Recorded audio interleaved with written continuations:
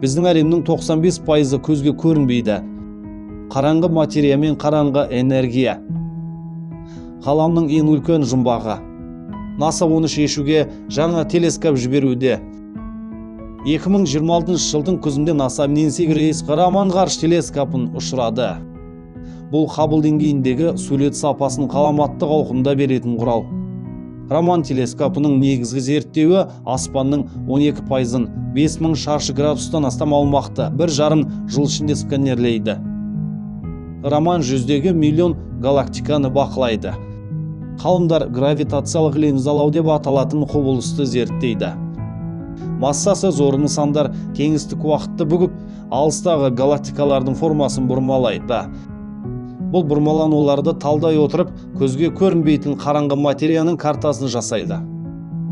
Раман телескопының бір ғана суретін толық ажыратымдылықпен көрсету үшін бүтін қабырғаны толтыратын 4К теледидарлар керек. Ал толық зерттеуді көрсету үшін 500 000 теледидар қажет. Бұл 200 футбол алаңын жабатын ауқым.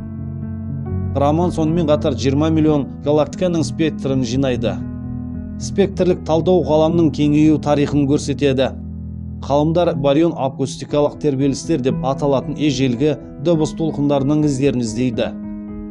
Бұл толқындардың сақиналары бүгін 500 миллион жарық жыл кеңдікте.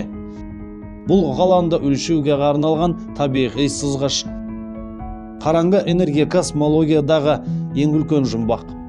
Миллиардтаған жарық жыл масштабында гравитация тартудың орнына итеріп жібереді.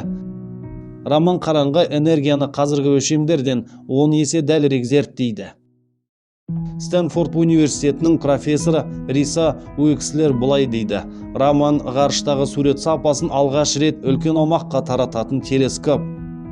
Бұл біз әлі ойламаған жаңалықтарды да ашады.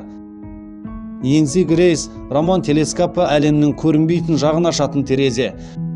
Қараңғылықтың ішінде жарық бар, оны табу біздің қолымызда.